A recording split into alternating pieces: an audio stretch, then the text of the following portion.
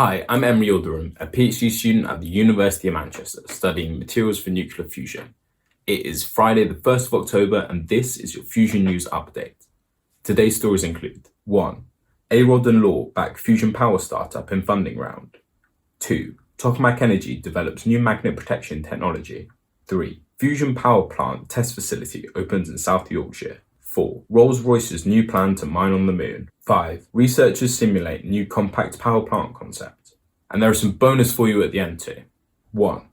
A-Rod and Law back fusion power startup in funding round. Ex-baseballer Alex Rodriguez is backing a new fusion startup coming out of Germany called Focused Energy. The company has raised $15 million in seed funding and has a plan to have a working gigawatt scale plant in the 2030s. They are working on harnessing inertial fusion, which uses laser beams to start a fusion reaction. This is further evidence of the growing investment in the fusion energy market, with $2 billion having already flooded into fusion startups. Now, another player in the game is a super exciting concept for all of us. 2. Tokamak Energy develops new magnet protection technology. UK fusion company Tokamak Energy has announced that they've developed a new magnet protection system which enhances the commercial viability of nuclear fusion power plants. Now, in their recent set of tests, they managed to demonstrate this technology, which enabled the scaling up of their high-temperature superconductors. These high-temperature superconductors vastly outperform the classic magnet technologies, even the superconducting ones. Tokamak fusion reactors use magnets to contain and isolate a plasma so that it can reach the high temperatures at which fusion occurs. High magnetic fields are necessary for tokamaks to contain the superheated fuel. And high magnetic fields enable a smaller tokamak. High-temperature superconductors can create these much stronger magnetic fields, and so are important for commercial fusion power.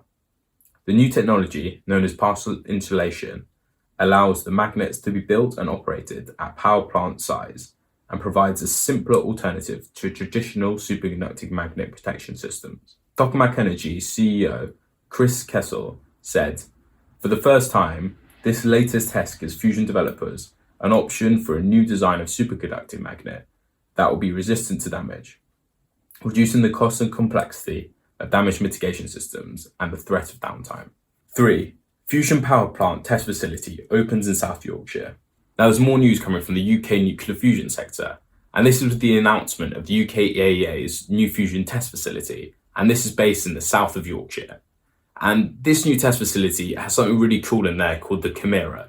Now, this is a facility that's going to enable the testing of new fusion components and new fusion components in new environments. These kind of environments are going to be things like thermal cyclic loading and high heat loads, along with putting them in high magnetic fields all under vacuum. And this is a first for a lot of new fusion technology. Damon Johnson, UK AEA's Head of Operations, Fusion Technology Business Unit, and Head of the Fusion Technology Facility, said, "Chimera is a unique world-first facility in which we will be able to simulate the extreme conditions found within a fusion power plant, but without any nuclear reactions taking place. This will enable a step change in our ability to test components for all UK and international fusion research programs. It therefore represents a hugely important national capability, enabling industry in the UK and internationally to design and eventually qualify components for future commercial fusion power plants." Now, the money for this came from the government and also local council funding. And these kind of new test facilities are absolutely vital on our way to commercial fusion energy. So this is definitely a facility that we're going to hear news from in the future, and probably even on this channel. 4.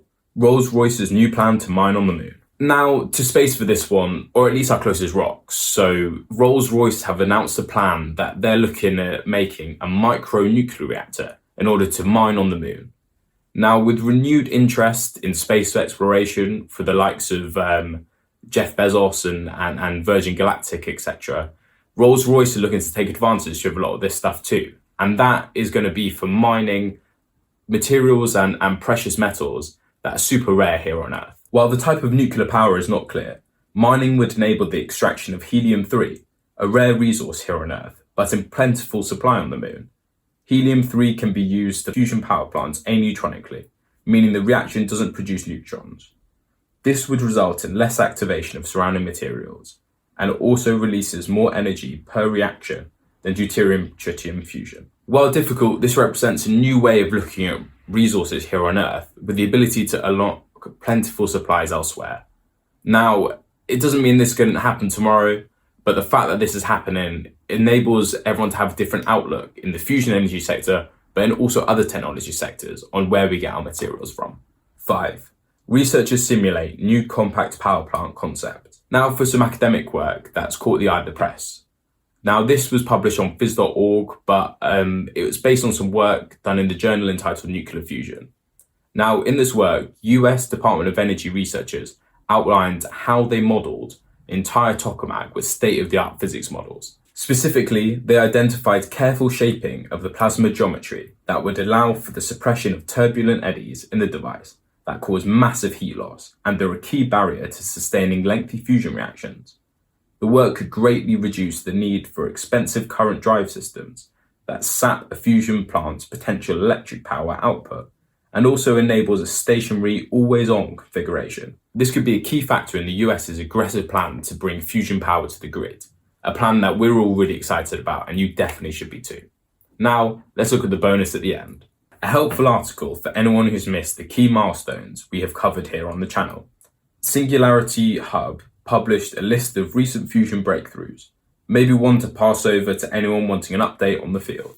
That's everything for this week. Thank you so much for watching. If you want more for us, please check out our Fusion News Extra podcast, in which we do some deep dives on these stories that we're chatting about today. Now, please remember to like and subscribe, check out the podcast, and check out all the links in the description below.